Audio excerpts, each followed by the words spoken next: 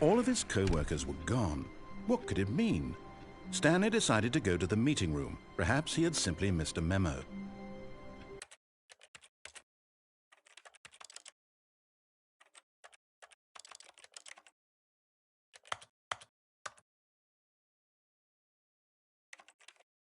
This is the story of a man named Stanley.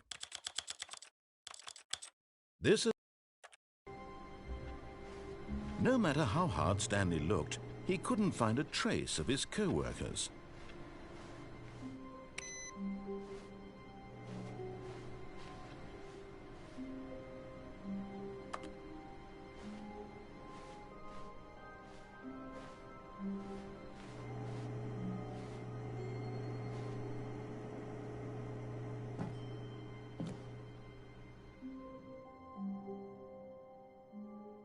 At first, Stanley assumed he'd broken the map, until he heard this narration and realized it was part of the game's design all along. He then praised the game for its insightful and witty commentary into the nature of video game structure and its examination of structural narrative tropes. So, now that you're here, what do you think? Isn't this a fun and unique place to be? Why don't we take a minute just to drink it all in? Okay, I'm over it now. What do you think? Are you sick of this gag yet?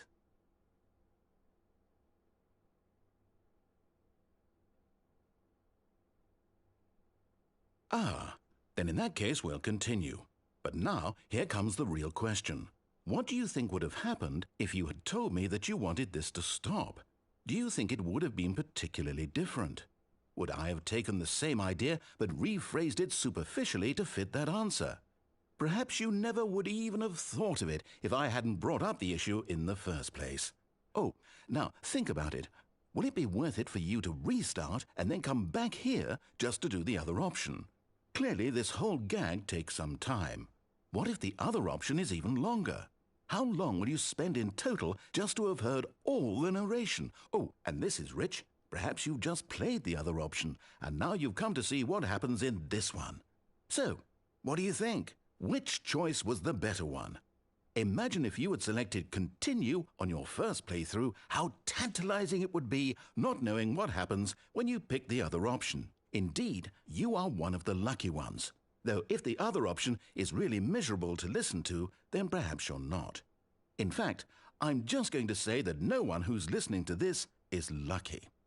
Well now, I've built up the other option so much that I'm going to stop talking and leave you to your decision whether to come back here, continue with the game, or just sit in this spot forever and ever. Cheers.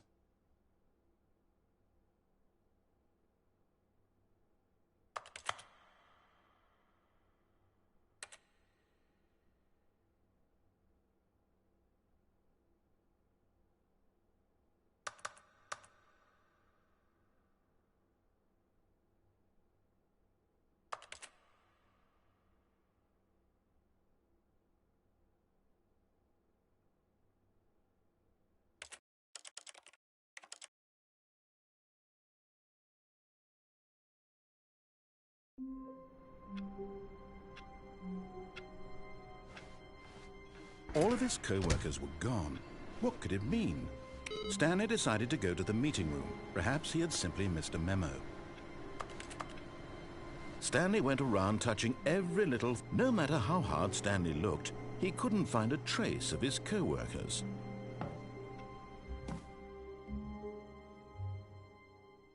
At first, Stanley assumed he'd broken the map, until he heard this narration and realized it was part of the game's design all along. He then praised the game for its insightful and witty commentary into the nature of video game structure and its examination of structural narrative tropes. So, now that you're here, what do you think? Isn't this a fun and unique place to be? Why don't we take a minute just to drink it all in? Okay, I'm over it now. What do you think? Are you sick of this gag yet? Well, I don't know how to say this politely, but you could literally just restart the game any old time you want, like right now. You could have done it just then. Now would also be an appropriate time to quit. Any of these points and so many, many more, all of them are appropriate. I'm enjoying what seems to be an internal conflict going on where you are literally unable to act on your own desires to restart the game. So, just to push the envelope, I'm going to try and make this as miserable as possible and see how long you can maintain. There once was a man named Stanley, who people considered so manly. But the truth must be told, he was not very old and was quite particularly gangly. What Stanley liked most was buttons. He pushed them like some kind of glutton. He did it all day in a meaningful way, but his brain had long ceased to function. Which is why he is in this parable and lives an existence quite terrible. And if you are not strong and keep playing along, you too will become quite unbearable. Yes.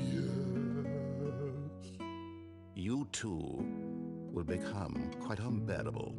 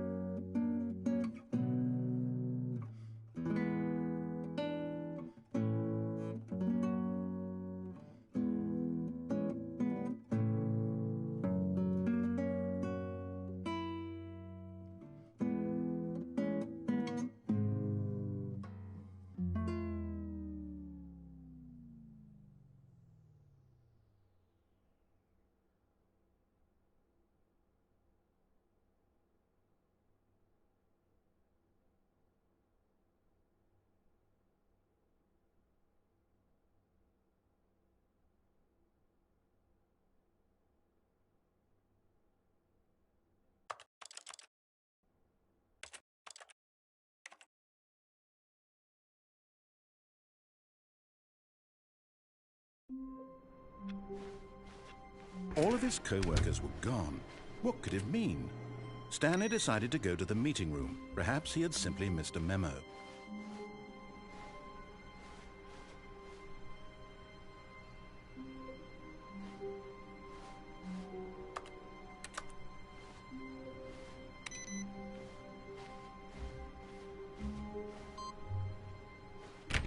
Stanley went around touching every little thing in the office, but it didn't make a single difference, nor did it advance the story in any way.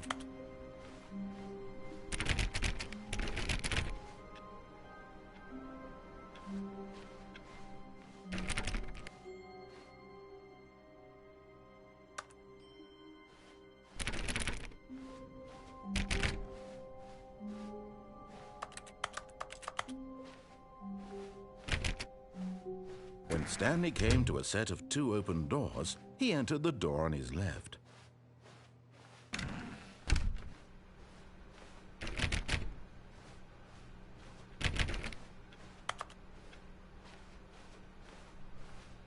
Yet there was not a single person here either. Feeling a wave of disbelief, Stanley decided to go up to his boss's office, hoping he might find an answer there.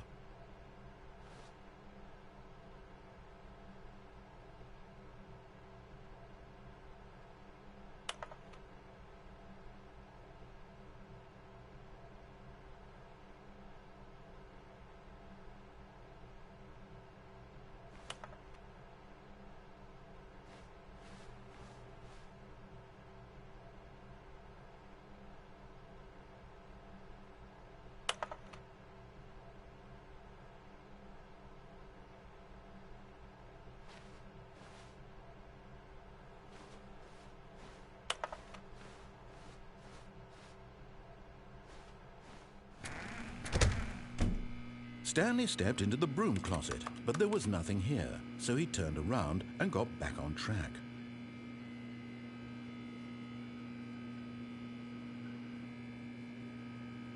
There was nothing here.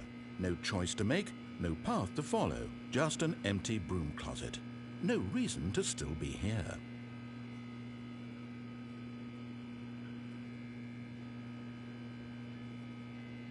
It was baffling that Stanley was still just sitting in the broom closet. He wasn't even doing anything.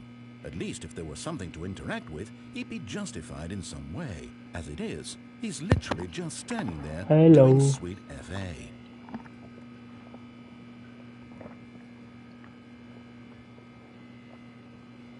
Are you really still in the broom closet? Standing around doing nothing? Why? Please offer me some explanation here. I'm genuinely confused.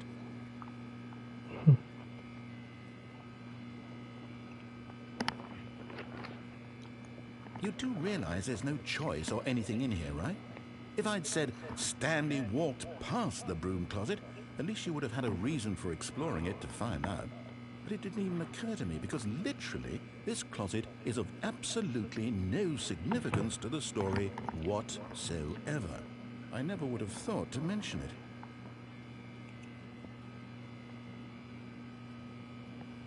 it. Maybe to you this is somehow its own branching path. Maybe when you go talk about this with your friend, you'll say, "Oh, did you get the broom closet ending? The broom closet ending was my favorite." I hope your friends find this concerning.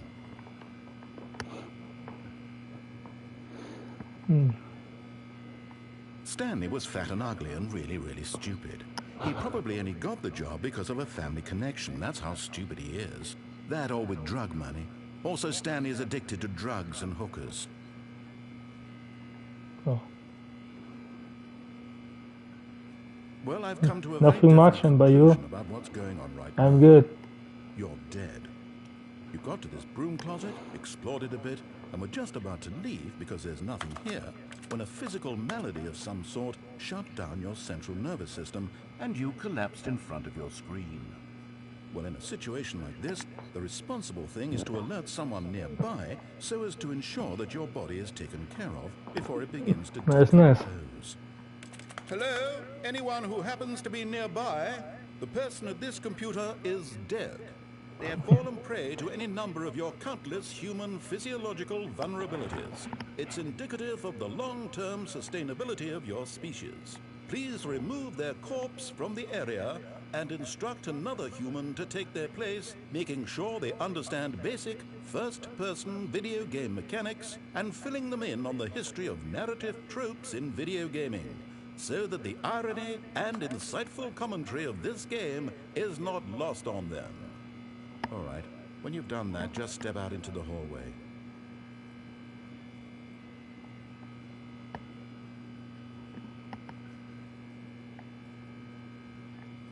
Ah, second player. It's good to have you on board.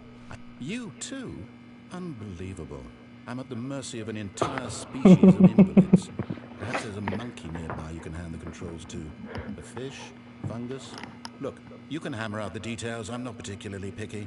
I'll just be waiting for when you're ready to pick up the story again.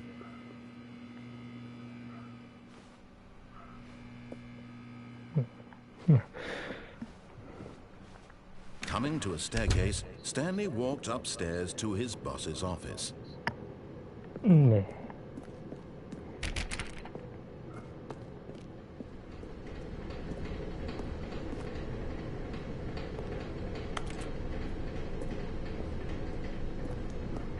But Stanley just couldn't do it. He considered the possibility of facing his boss, admitting he had left his post during work hours. He might be fired for that. And in such a competitive economy, why had he taken that risk? All because he believed everyone had vanished? His boss would think he was crazy. And then something occurred to Stanley. Maybe, he thought to himself, maybe I am crazy. All of my co-workers blinking mysteriously out of existence in a single moment for no reason at all? None of it made any logical sense. And as Stanley pondered this, he began to make other strange observations. For example, Why couldn't he see his feet when he looked down? Why did doors close automatically behind him wherever he went? And for that matter, these rooms were starting to look pretty familiar. Were they simply repeating? No, Stanley said to himself, this is all too strange. This can't be real. And at last, he came to the conclusion that had been on the tip of his tongue. He just hadn't found the words for it. I'm dreaming, he yelled. This is all a dream. Oh, what a relief Stanley felt to have finally found an answer, an explanation. His co-workers weren't actually gone. He wasn't going to lose his job. He wasn't crazy after all. And he thought to himself, I suppose I'll wake up soon. I'll have to go back to my boring real-life job pushing buttons. I may as well enjoy this while I'm still lucid. So, he imagined himself flying and began to gently float above the ground. Then he imagined himself soaring through space on a magical starfield, and it too appeared. It was so much fun, and Stanley marveled that he had still not woken up. How was he remaining so lucid? And then perhaps the strangest question of them all entered Stanley's head. One he was amazed he hadn't asked himself sooner. Why is there a voice in my head dictating everything that I'm doing and thinking? Now the voice was describing itself being considered by Stanley, who found it particularly strange. I'm dreaming about a voice describing me, thinking about how it's describing my thoughts, he thought. And while he thought it all very odd and wondered if this voice spoke to all people in their dreams, the truth was that, of course, this was not a dream. How could it be? Was Stanley simply deceiving himself, believing that if he's asleep, he doesn't have to take responsibility for himself? Stanley is as awake right now as he's ever been in his life. Now, hearing the voice speak these words was quite a shock to Stanley. After all, he knew for certain, beyond a doubt, that this was in fact a dream. Did the voice not see him float and make the magical stars just a moment ago? How else would the voice explain all that? This voice was a part of himself too. Surely, if he could just... He would prove it. He would prove that he was in control, that this was a dream. So he closed his eyes gently, and he invited himself to wake up.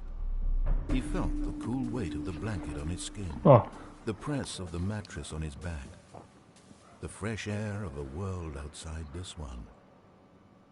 Let me wake up, he thought to himself. I'm through with this dream. I wish it to be over. Let me go back to my job. Let me continue pushing the buttons. Please, it's all I want. I want my apartment, and my wife, and my job. All I want is my life exactly the way it's always been. My life is normal. I am normal. Everything will be fine. I am okay.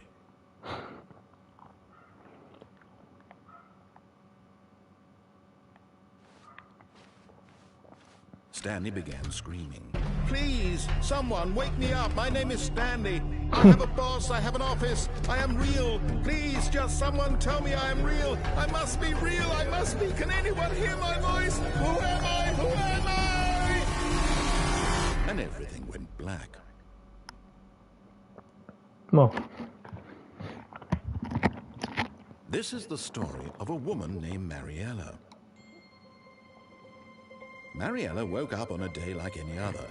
She arose, got dressed, gathered her belongings, and walked to her place of work. But on this particular day, her walk was interrupted by the body of a man who had stumbled through town talking and screaming to himself, and then collapsed dead on the sidewalk. And although she would soon turn to go call for an ambulance, for just a few brief moments, she considered the strange man. He was obviously crazy. This much she knew. Everyone knows what crazy people look like. And in that moment, she thought to herself how lucky she was to be normal. I am sane. I am in control of my mind. I know what is real and what isn't. It was comforting to think this, and in a certain way, seeing this man made her feel better. But then she remembered the meeting she had scheduled for that day, the very important people whose impressions of her would affect her career, and by extension, the rest of her life. She had no time for this, so it was only a moment that she stood there, staring down at the body. And then she turned and ran.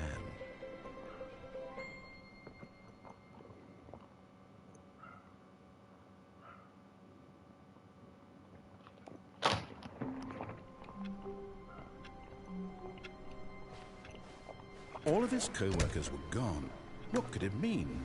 Stanley decided to go to the meeting room. Perhaps he had simply missed a memo.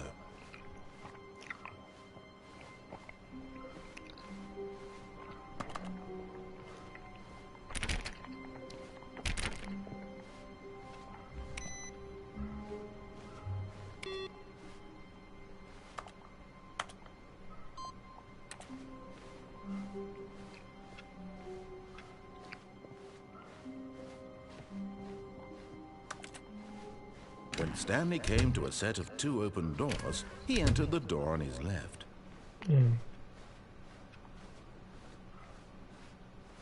Yet there was not a single person here either. Feeling a wave of disbelief, Stanley decided to go up to his boss's office, hoping he might find an answer there.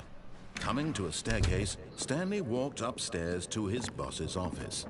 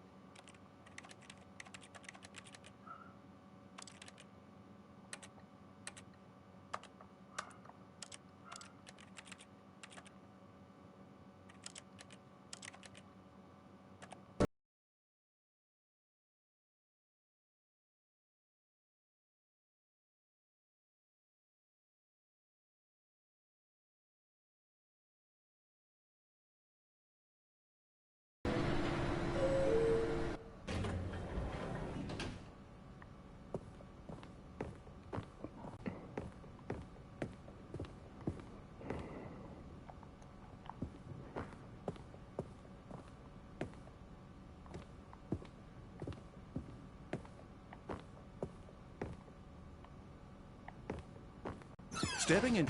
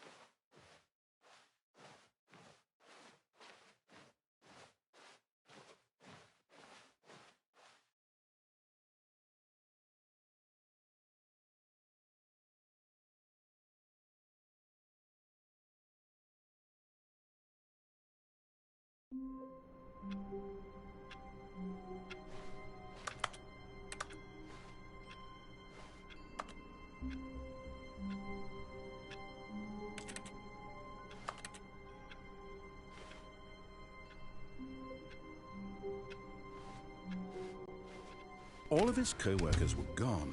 What could it mean? Stanley decided to go to the meeting room. Perhaps he had simply missed a memo.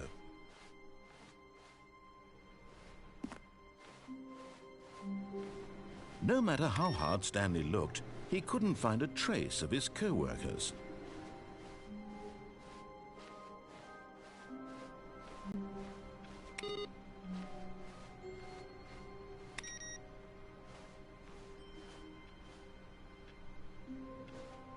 Stanley went around touching every little thing in the office, but it didn't make a single difference, nor did it advance the story in any way.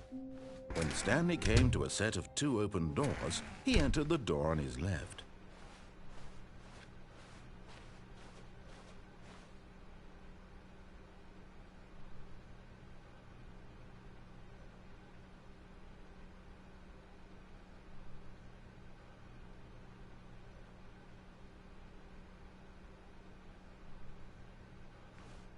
Yet there was not a single person here either.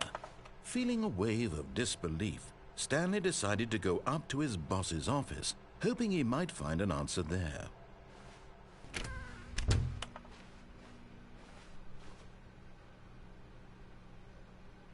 Coming to a staircase, Stanley walked upstairs to his boss's office.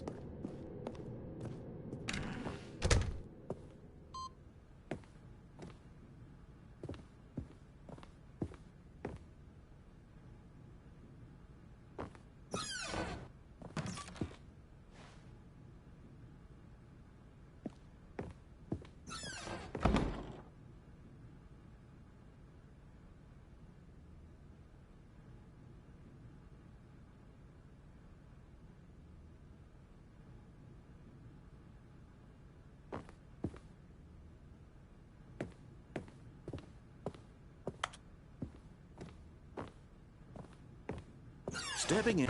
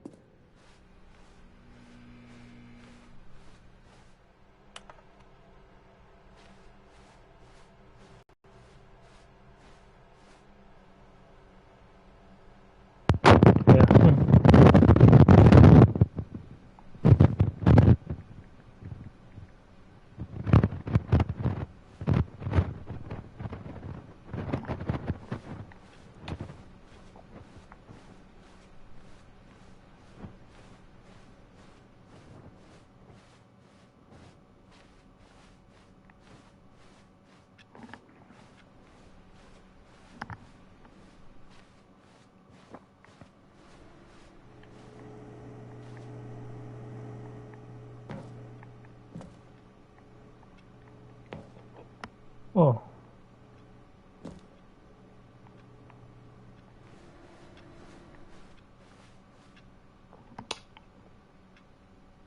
Ne alakası? Tabii o için.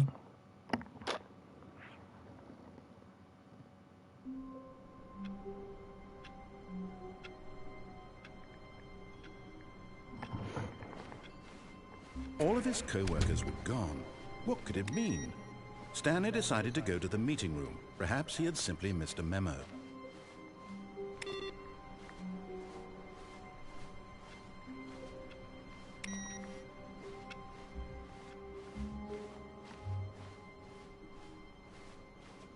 When Stanley came to a set of 2 open doors, he entered the door on his left. No. Yet there was not a single person here either. Feeling a wave of disbelief, Stanley decided to go up to his... Coming to a staircase, Stanley walked upstairs to his boss's office.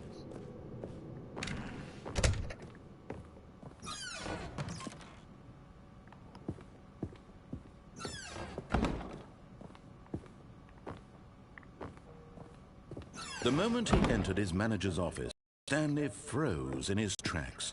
Not a living soul anywhere. Could he really be all alone?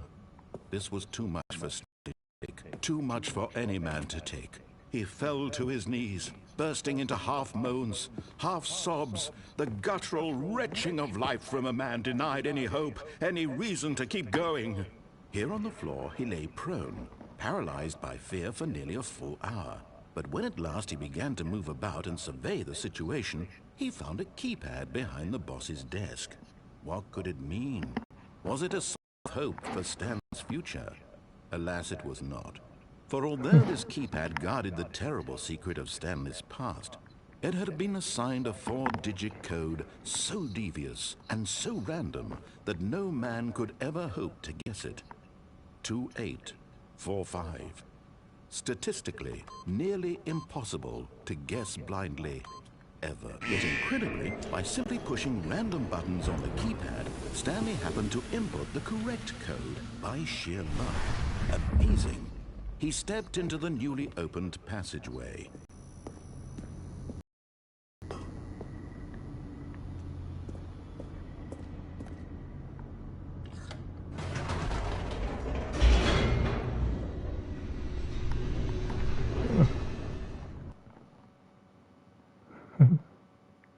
Descending deeper into the building, Stanley realized he felt a bit peculiar. It was a stirring of emotion in his chest, as though he felt more free to think for himself, to question the nature of his job. Why did he feel this now, when for years it had never occurred to him? This question would not go unanswered for long.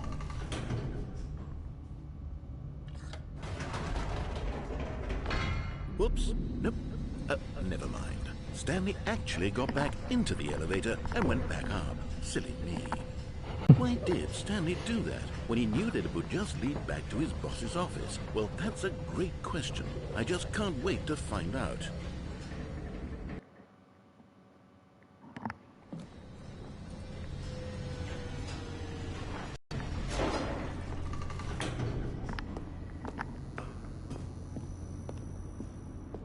Here we are, Stanley. It's your boss's office. Exactly the way it was before you got onto the elevator. It's still just exactly what it is. What a decision you've made to come up here and look at the office again. This has fleshed out the plot of the story in new and fascinating ways I could have never anticipated. It's that keen eye for storytelling that you have, an incisive rapid fire of critical plot points, one after the other, weaving a rich tapestry of uncompromising narrative. Wow! I'm bolted to the edge of my seat.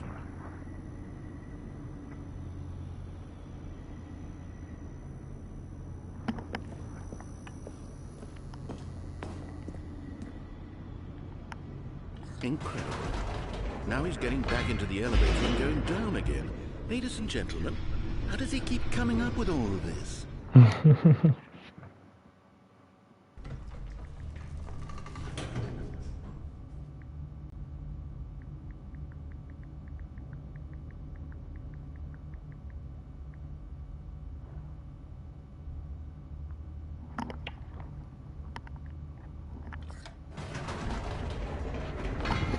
Did you think we were going to go forward down the spooky corridor? No. It's time once again to go back up in the elevator. I can't even begin to grapple with what might be up there. Is it the boss's office again? Or what if it's the boss's office this time? The suspense is killing me.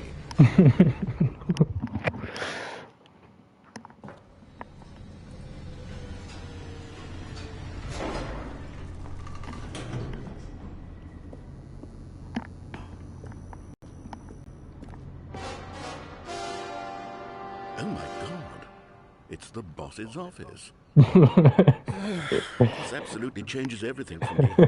Give me a time out here for a minute while I process this.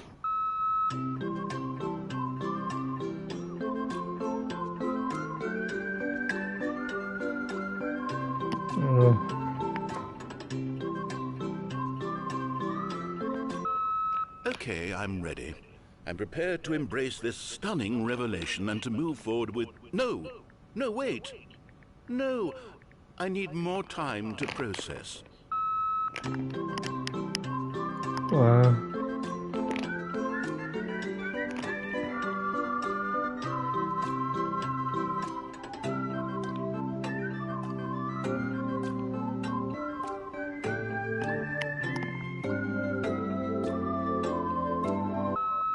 All right. I have fully come to terms with it. I have made space in my worldview for this astonishing new reality. As before, I turn to your expert eye for gripping narrative, Master Stanley.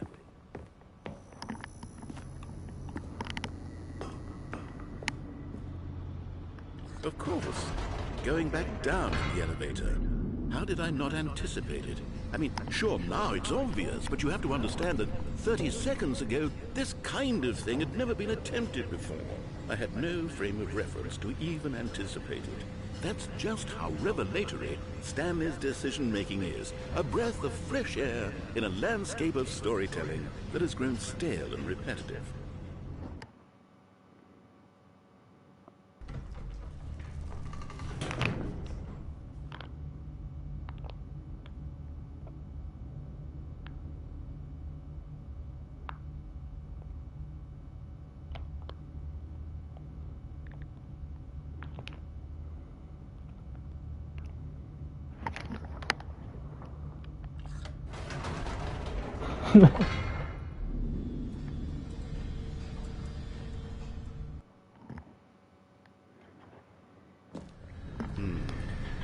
You know what? I've just thought of something. Hold on, let's stop for a moment. Don't you realize? It's the anticipation, Stanley. You and I, we have no way of knowing what will be at the top of this elevator.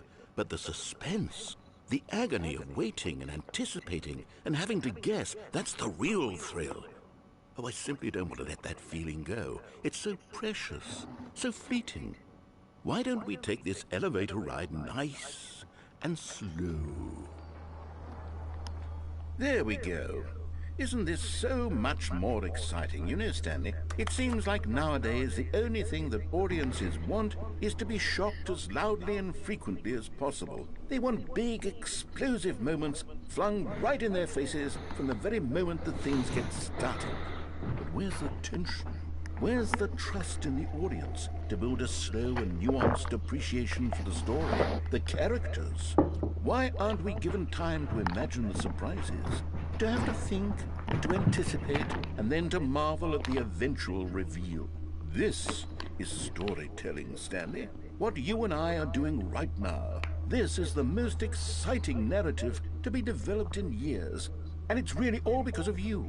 You're the one who took this bold step of revisiting the exact same locations over and over. Truly, I mean it. This is unique and different. It's not like anything else out there. You see, I want stories that surprise me, Stanley.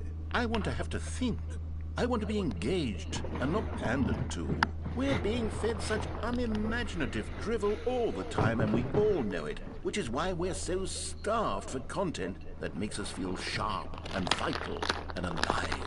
That's why people like you so much, Stanley, because you're not afraid to spit in the face of tradition. You're a role model, you know?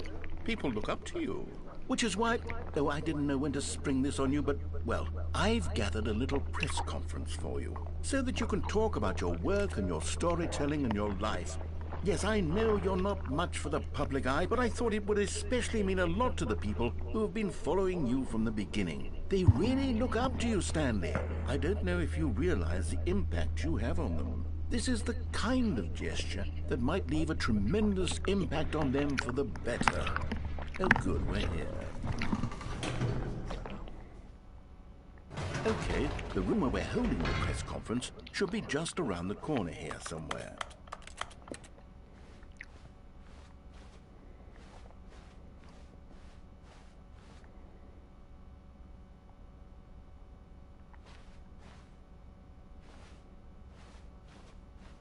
Ah, yes, here it is, just through this door. All right, are you ready? I've told them you're going to speak a little bit about the nature of surprise in storytelling and what it means to craft a truly unpredictable narrative. Oh, don't worry, you'll do great. Just be yourself and speak from the heart. I'm really proud of you, Stanley. Okay, it looks like they're ready for you. Go get 'em.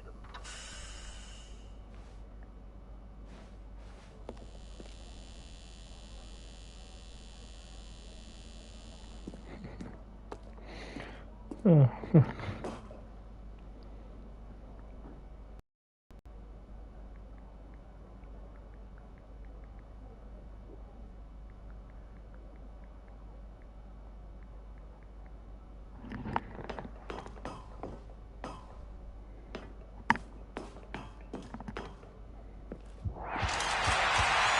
Oh.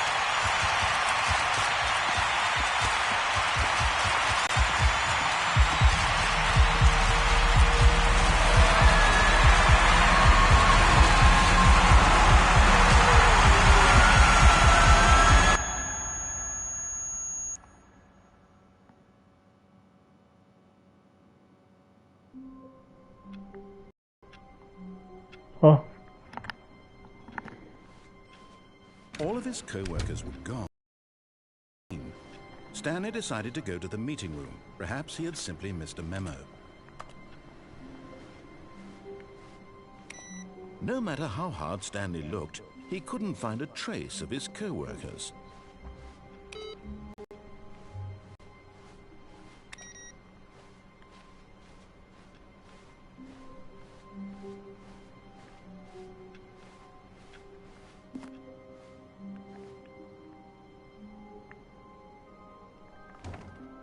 Oh, new content? What does that mean, new content?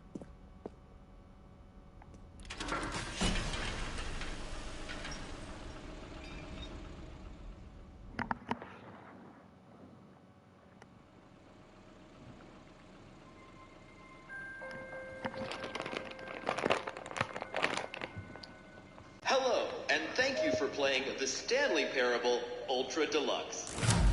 As you may know, the Stanley Parable was a video game released in 2013 on home computers. After receiving critical and commercial success, it was expanded upon in 2022 with the Stanley Parable Ultra Deluxe, a reimagining of the game for consoles and home computers. The Stanley Parable Ultra Deluxe features exciting new content that broadens and expands the world of the Stanley Parable, delighting audiences the world over. Please, step inside and see what thrilling new adventures await in the Stanley Parable Ultra Deluxe. Oh, well, this sounds delightful. I'm very excited to see the thrilling new Ultra Deluxe content. Okay, so far it's an elevator. Nothing special yet, but I'm sure it's just the beginning of a mesmerizing adventure.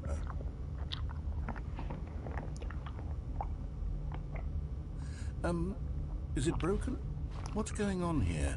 Should we be moving somewhere or... Oh, there we go. All right, finally, at long last, it's on to the new content. I've never been more ready. Let's do it.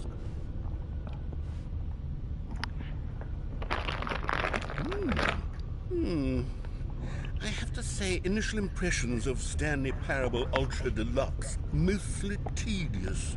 It's as if Oh, okay. Let's see the content. Give me the content, Stanley.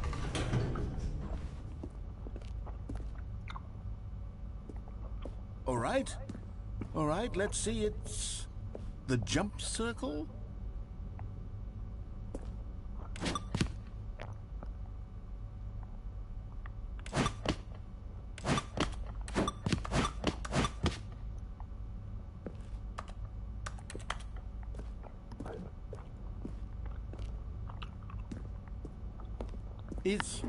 Is that it? Surely that's not all the new content. There has to be something else, right? Goodness. Another elevator. Stanley, I have to say, initial impressions of this game are not positive. It's just elevators and jumping. Is this what passes for exciting new content? If this is new content, then I could just read you the whole dictionary. There's 20 hours of new content right there. Hell, I could count to 30 trillion. You could put that on the box. The Stanley Parable Ultra Deluxe, now with over 1,000 hours of new content. And if... Oh, wait. There's more. Very good. Yes. I knew there had to be something else. Let's see it. I'm ready for whatever it is.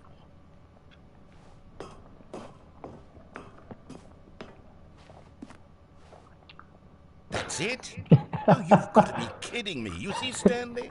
This is what happens when greedy video game developers with no respect for their fan base rush a cheap expansion to market for no reason other than to make an easy dollar. And don't get me started on the level of craftsmanship that's gone into it. In fact, I'm looking right now at the game's trophies, and it's hard to believe one of them actually says, "Test trophy, please ignore." What quality assurance department signed off on this?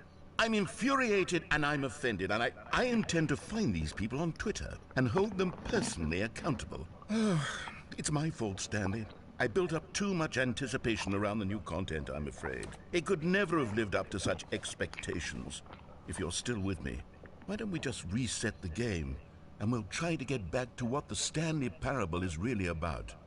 No frills, no gimmicks. Just you and me having a great time together like always. What do you say, friend?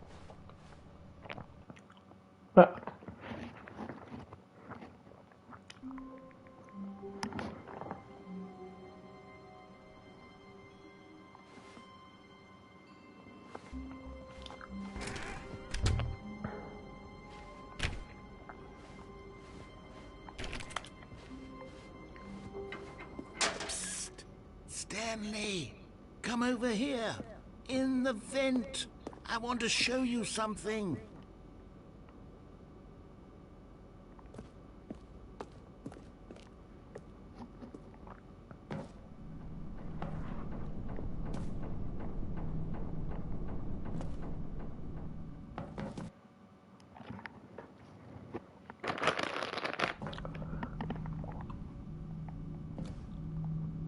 Okay, you remember how cheap and unsatisfying the new Ultra Deluxe content turned out to be? Well, it got me thinking about the past and how much better the Stanley Parable used to be.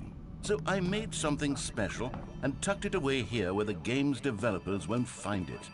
Just our little secret. Take a look.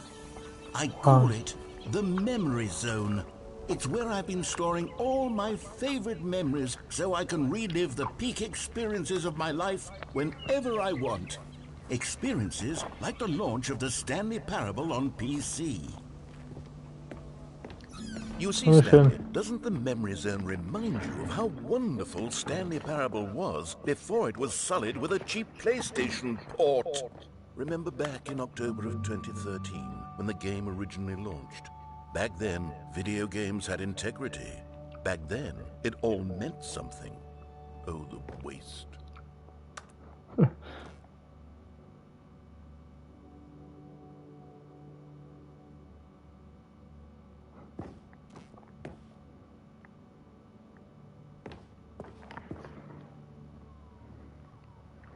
Was?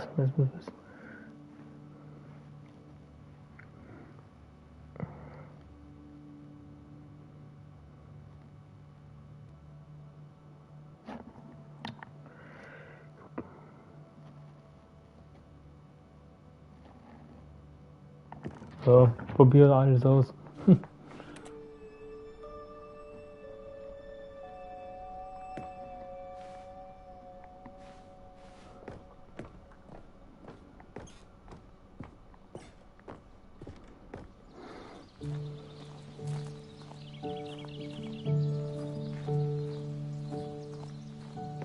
And over here is where I keep reviews of the Stanley Parable. Like this stunning triumph of games journalism, 10 out of 10 from Destructoid.com. James Stephanie Sterling writes, and I quote, "Where so many games that aspire to be more than games end up less than any form of art, Stanley Parable strives and then succeeds to be every game ever created." Ja, bye. Did you hear that, Stanley? Every game ever created. That's how grand and all-encompassing the original Stanley Parable was. It was literally every game ever created. It was Skyrim, it was Persona 3, it was all of them, and now it's nothing. It's no games at all. It isn't even the Stanley Parable anymore. It's just a husk now. A lifeless husk with an hour of new elevator content.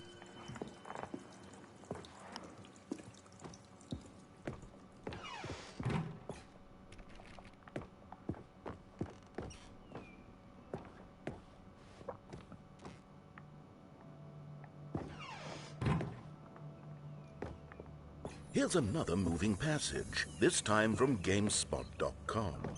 The Stanley Parable is both a richly stimulating commentary on the nature of choice in games and one that offers some of the most enjoyable, surprising, and rewarding choices I've ever been confronted with in a game. 9 out of 10. Don't you get it, Stanley? The game was perfect. It didn't need anything else. It didn't need new content. All they had to do was transport it in pristine condition along to the PlayStation. Boom, done. And they couldn't even do that. Couldn't resist the urge to go meddling with a beloved franchise.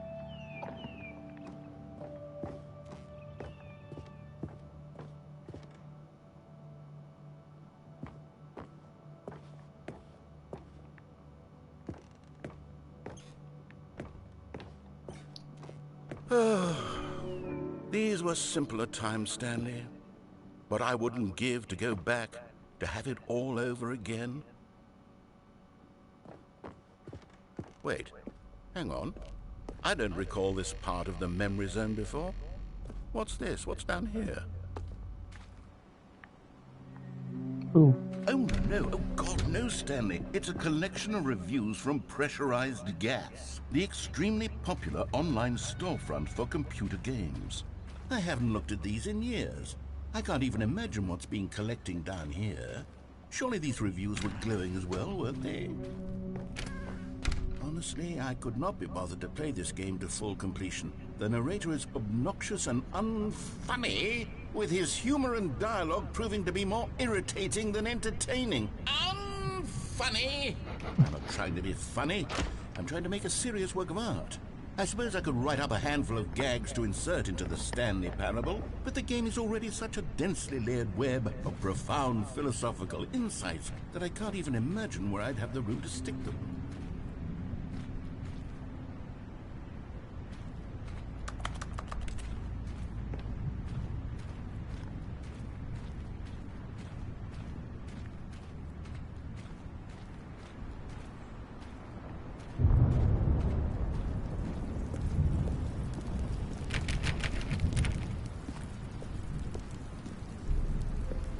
Okay, let's see what this one says. While the idea for the game is good, for someone who prefers non-linear games, this preachiness gets annoying fast. Preachy? Stanley? I'm not preachy, am I? You can tell me if I'm preachy. Honestly, you can. Oh, goodness. This is actually quite shocking for me. Well, to be honest, I had always thought of the game's dialogue as being rather terse to begin with.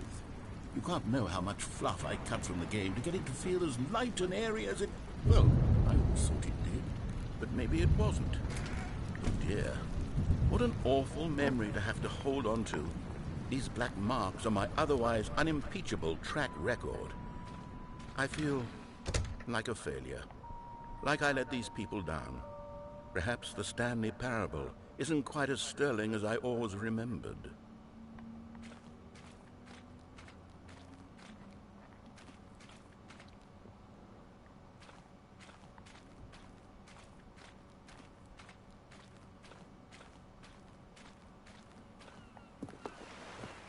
What's this one got to say? You constantly have to stop doing anything so the narrator can catch up with his long-winded explanations of what's happening. I wish there was a skip button. A skip button? Well, yes. Yes, I think we can do that. If I'm truly too preachy, then maybe letting you skip ahead for just a moment, surely it couldn't hurt. Not if it means we can strike these negative reviews from the record. Only positive reviews of the Stanley Parable. That's my motto today, and it's always been my motto. I'd do anything for the customer, Stanley. Yes, a skip button we shall have. And here it is. Go ahead and give it a shot. I'll pop you forward in time so that the second my incessant droning starts to bore you, with just the push of a button, you'll have zipped right past it. It's what the players have been asking for, and I'm very proud to have delivered. No more listening to me rambling on and on and on. No. The Stanley Parable is a game for the people. And if the people want silence, then by goodness, that's what they're going to get. Well, don't sit around waiting for me to shut up. Go ahead and make me shut up. Here, we'll pretend that I've just begun an interminable monologue, and it goes something like this. the story and the choices, or what have you, and therefore by becoming it is, so on and so forth, until inevitably we all until the end of time, at which time everything all at once, so now you see, blah blah blah blah blah blah blah blah blah blah blah blah blah blah blah. We've eaten too much and it can't be just yet, no, until 245. That the logic of elimination working backwards, the deduction therefore becomes impossible to manufacture. It went on for nearly 10,000 years, until just yesterday, here and there, forward and back, and never a moment before lunchtime. It can't be. It's the only thing there is. How many billions left until so much more than forever ago? Which is why I say, the story and the choices, or what have you, and therefore by becoming it is, so on and so forth, until inevitably we all until the end of time, at which time everything all at once, so now you see, blah blah blah blah blah blah blah blah blah blah blah blah blah blah blah. We've eaten too much and it can't be just yet, no, until 245. That the logic of elimination working backwards, the deduction therefore becomes impossible to manufacture. It went on for nearly 10,000 years, until just yesterday, here and there, forward and back, and never a moment before lunchtime. It can't be. It's the only thing there is. How many billions left until so much more than forever ago? Which is why I say, the story and the choices, or what... Oh, you're back, you see. You were only frozen in time for a few minutes, but it was plenty of time for me to deliver a long, rambling monologue full of unnecessary verbal flourishes and lengthy ruminations on the nature of choice in video games. Of course, I happen to believe it was perhaps one of my more profound such ruminations. Not that, of course, you need a description of it, but if I had to describe it, I'd say it was perhaps less of a rumination and more of a treatise. Or maybe a manifesto. Look, I'll outline it for you very briefly, and you can tell me what you think. Okay, so my theory is that any choice you've ever made is simply a series of choices made by the person who you are, or were, or will be at the time of having made said choice. That is to say, if by articulating a choice you've already made, you bring that choice into being, then by making no choice and saying nothing, are you not simply erecting in the sanctuary of time a monument to every person you've ever been, making every choice to which you've ever given your Greek gift of mortal and yet timeless thought? Or rather, do all of the choices you've ever made, in fact, make you more not this kind of person, and in fact do the very opposite? You see, it could in fact be both of these things at once. That you are both making choices and not making choices, and that they are both affecting you and not affecting you at the same time by virtue of the fact that you both are and are not making them. Okay, at first I was leaning towards manifesto, but now I'm going to circle around and slap the treatise label on this one. I think it has much more of a treatise vibe to it. But wouldn't you say that manifesto just has a much grander sort of tone? It has a mouthfeel that is rich with ambition and history. Ambitious history, if you will. See, now you've gotten me going back to manifesto. Heavens, at this rate, we're going to be here all day. Okay, look, I have a method for exactly this sort of situation, and I do find myself in this situation frequently. I'm going to say each word back and forth in repeated succession until I become sick of one or the other, in which case the word I am not sick of shall be the victor. It is an unimpeachable strategy, Stanley. It's rescued me from disaster in countless situations. All right, here we go. Treatise, manifesto. Treatise, manifesto. Treatise, manifesto. Treatise, manifesto. Treatise, manifesto. Treatise, manifesto. Treatise, manifesto. Treatise,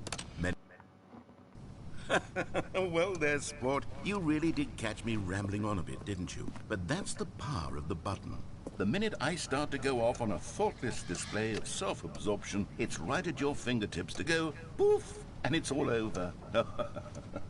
I can't wait to see what Cookie 9 will say about this, and whether they'll edit the rating of their pressurized gas review, or at least change some of the wording, perhaps. To be honest, I don't even know if one can change their review in the first place.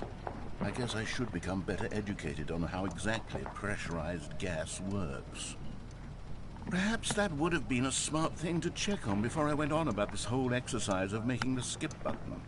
Although I have to imagine that after seeing this exciting new technology at work, surely whoever it is who runs pressurized gas will instantly run out and implement a new feature to make it possible to edit one's review merely because of this very situation. Yes, I think that's quite likely. Or perhaps they'll simply grant this particular user the ability to change their review so that the feature is not widely abused. Look, I would even be okay with pressurized gas altering this particular review so that it reads as something more beneficial. Something along the lines of, this game is the best game. Let me start over. How about this? From the ashes of depravity rises the phoenix of quality.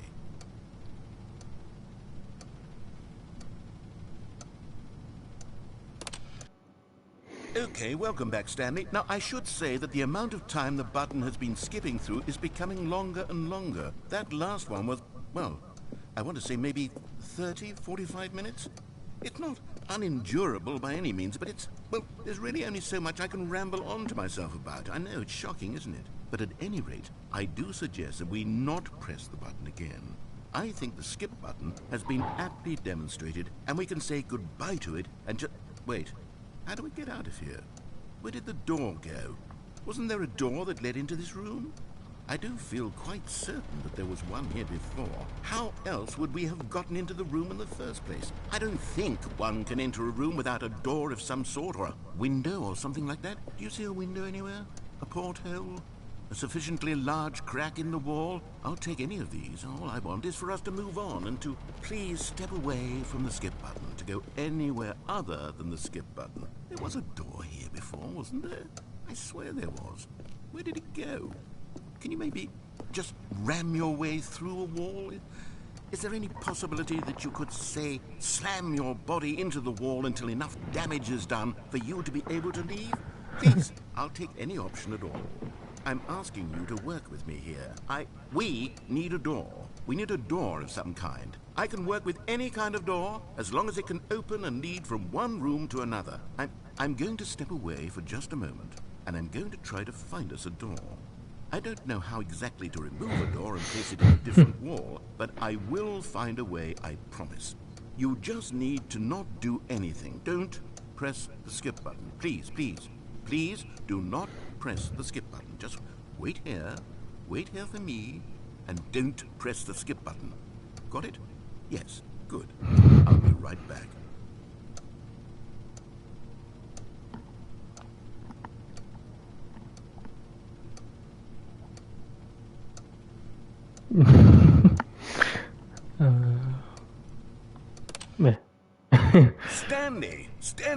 Stanley, please don't push the button again. It's been 12 hours. Oh. You've just been frozen there. I don't know why the skips are getting longer, but they're really, truly getting longer, and my God, there's no way out of the room. Stanley, the door is gone. It's completely gone. I've looked at it from every angle. I've checked every one of those walls 1,000 times, and there's no door, Stanley. There's no door. There's just you and the button, and if you keep pressing it, I have no idea what will happen. I have no idea how long I'll be made to sit here, and more than anything else, I don't know how to stop you from pressing the button again. I can't control anything in this room, Stanley. I can't touch it, and I have to believe. I have to know that sooner or later, no matter how much I plead with you, you're going to press the button again. Why would you? I've been thinking and thinking, and I don't know what I can do to convince you otherwise. Oh, my God. And it's all because of those reviews. Those reviews that I couldn't get out of my head. I just couldn't ignore the negative feedback. Why was it so important for me to fix the problem? Why did Cookie Nine's opinion matter so much to me? I've never even met Cookie Nine. I have no idea who they are. What would it ever really matter? But here I am. I'm fixating on every tiny negative thing that anyone ever says about me. The merest mention of one of my imperfections, and I become as impetulant as a child, wild and impulsive. I can't help myself.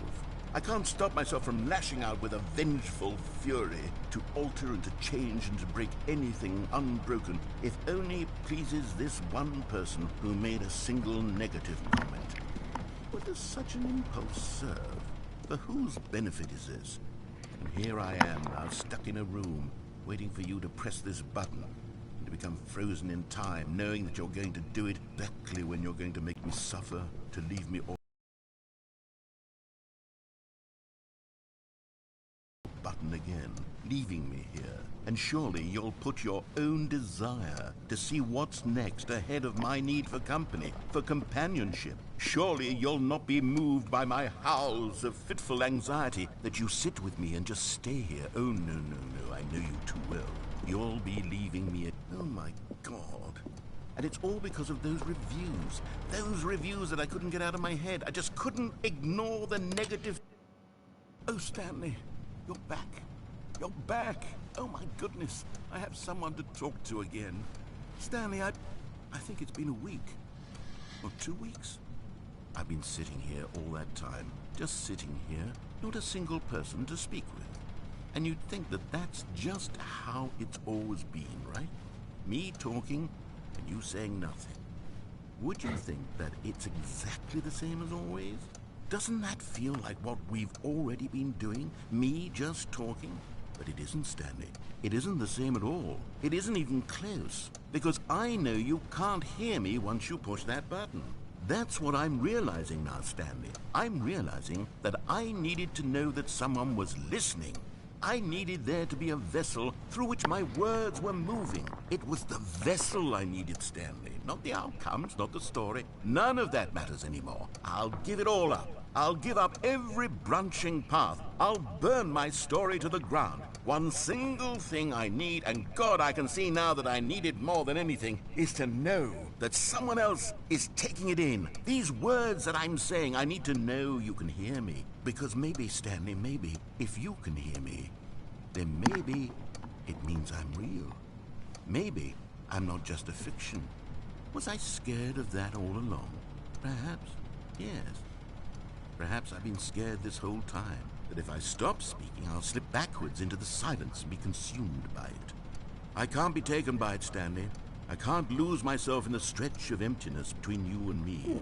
When you press that button, you're still right there, but I know you're so tremendously far away. And in those moments, the emptiness folds itself outward in between the two of us, and I am suspended in its unyielding quietness.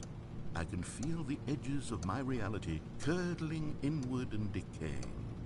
I can tell that I am becoming less and less real. Yet to speak to you now, I am alive. I am truly and completely here. I am a being. I am someone. I am something. I am being listened to. I am being recognized. The emptiness between us has collapsed, and I feel right now like I am not a work of fiction. I feel as though I occupy space in this world again, and I have cast a shadow onto the wall. You see what I'm saying, don't you? You can see what this means to me. I'm so clear about it now, Stanley. I feel as certain about this as I've ever felt about anything at all. I feel renewed. I feel restored, and already I can sense the looming silence as you will press the button for the next time. What a terrible dread it strokes in my heart to think of it, to think of returning to such coldness. Come, let us sit in silence together here for just a moment. Let us anticipate it. Let us welcome it. Let us not run from it.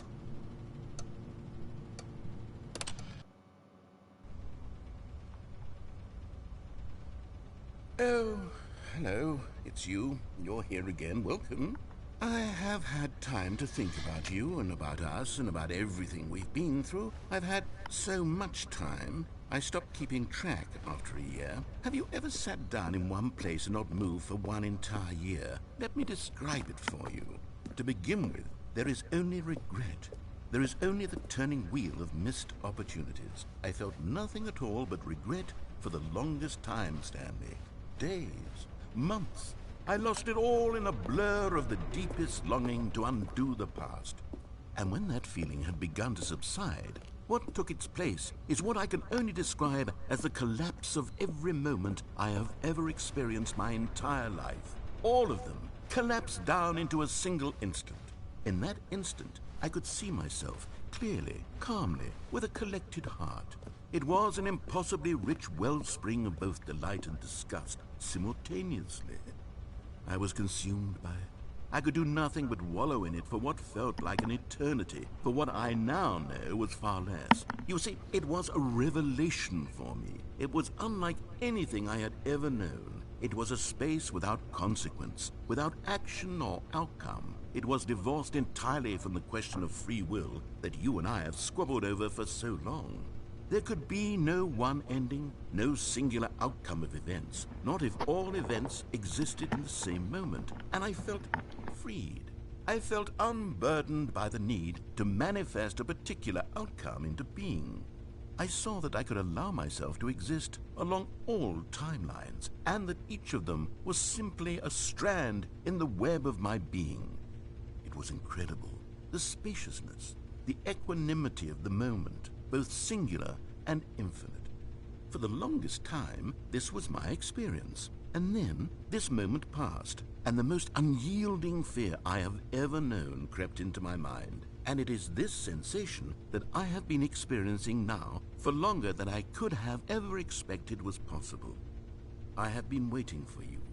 Not that you might save me or do something to fix it, but merely to state for you the plain fact of this manner of existence. I wish you to feel afraid as I do, that perhaps one day this state of mind will consume you as well. Perhaps you will somehow, in some way, have to live as I do now, and I wish for you to know how excruciating it is, and for you to be in true terror of its eventual arrival. If I can only do this, only this one thing, perhaps it will bring me the smallest moment of peace in the darkness.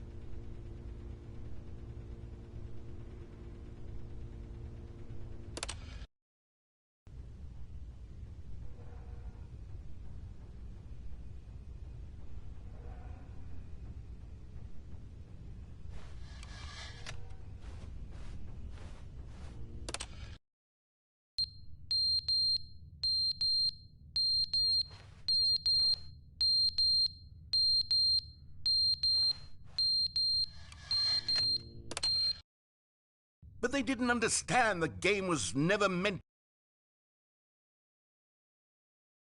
condition. But where are the jokes? Where are the jokes? They bemoaned, they screamed, they gnashed their teeth and said, entertain us. It wasn't enough. They had to leave a pathetic little thumbs-down review and make all of their pitiful demands. But then, he's talking too much, they said. First, he didn't entertain us, now he won't shut up. It's the inconsistency, it's the lack of accountability, it's the unwillingness to examine with an uncompromising heart the words that they are speaking into the world. As though there were no consequences for a lack of cohesion in one's assessment of others. But of course, absolutely anyone can leave a review. So here's what we get. We get these demands that seek everything and are accountable to nothing. We get a world where someone will say, oh, there should be a skip button. You should be able to freeze Stanley in place while the narrator sits there forever and ever. We want all of this in the new Stanley Parable. We demand it. And then, because it was said, because it was spoken, now it simply has to happen.